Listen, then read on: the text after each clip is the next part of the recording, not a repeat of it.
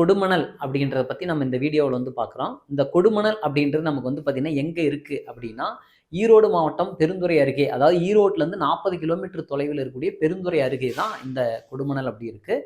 இது அதாவது காவிரியினுடைய கிளை நதியான நமக்கு வந்து நொய்யல் ஆற்றில் இந்த கொடுமணல் வந்து இருக்குது. இதில் முதல் கட்ட அகழாய்வு எப்போ தொடங்கப்பட்டது அப்படின்னா 1980 தொடங்கப்பட்டது. அதனைத் தொடர்ந்து 1985 டு 1991 வரைக்கும் நம்ம வந்து பார்த்தீங்க அப்படின்னா சுப்ராயனுடைய தலைமையில் இங்கே அகழாய்வு செய்யப்பட்டது. அதற்கப்புறம் ரீசெண்டாக எப்போ அகழாய்வு செய்யப்பட்டா 2012 அகழாய்வு செய்யப்பட்டது. சரிங்களா? ஸோ இங்கே கிடைத்த சான்றுகள் அப்படின்னு நம்ம வந்து பார்க்குறப்ப இந்த கொடுமணல் அப்படின்றது நம்ம வந்து இரும்பு உருக்குலைகள் இருந்திருக்கான சான்றுகளை நம்ம வந்து பார்ப்போம். ஸோ இரும்பு உருக்கும் உலைகள் அப்படின்றது இருக்குது. அதை தாண்டி 1000க்கும் மேற்பட்ட நமக்கு வந்து மணிகள் வந்து கிடைச்சிருக்கு. ஸோ மணிகள்லாம் என்ன சார் அப்படின்னு கேட்டிங்கன்னா அந்த அகேட், அதுக்கப்புறம் வந்து பார்த்தீங்க அப்படின்னா நமக்கு வந்து கார்லியன், அதாவது செம்மணி கற்கள்னு சொல்லுவோம் இல்லையா, இந்த மணிகள் வந்து பார்த்தீங்க அப்படின்னா மொஹஞ்சதாரோவில் கிடைத்த சான்றுகளைப் போலவே இந்த செம்மணி கற்கள் இருந்ததாக ஒப்பிட்டு சொல்றாங்க. சரிங்களா?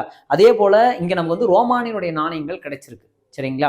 ரோமானிய நாணயங்கள் இருந்ததற்கான காரணம் என்னன்னு பார்த்தீங்க அப்படின்னா, இங்க இருந்து நிறைய மணிகள் வந்து என்ன பண்ணியிருக்காங்க, ஏற்றுமதி வந்து பண்ணியிருக்காங்க. ஸோ அதை தாண்டி நமக்கு வந்து பார்த்தீங்க அப்படின்னா இந்த பந்தர் அப்படின்றது அரேபியர்கள் வந்து பார்த்தீங்கன்னா இங்கே வாணிகம் செய்யக்கூடிய பகுதியாகவும் இருந்திருக்கு. அதை பற்றியும் நமக்கு வந்து பார்த்தீங்க அப்படின்னா பதிற்றுப்பத்தில் சொல்லப்பட்டிருக்குது. அதே மாதிரி முன்னாடி நம்ம வந்து பார்த்தீங்கன்னா சேரர்கள் ஆட்சி செய்த பகுதி தான் இந்த அதாவது மனம் அப்படின்றது தான் பின்னாடி நம்ம வந்து தற்போது கொடுமணல் அப்படின்னு நம்ம வந்து சொல்கிறோம்.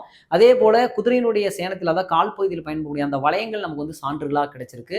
அதே போல் 500க்கும் மேற்பட்ட தமிழ் பிராமி பொறிக்கப்பட்ட பானை ஓடுகள் நமக்கு வந்து கிடைச்சிருக்கு. சரிங்களா?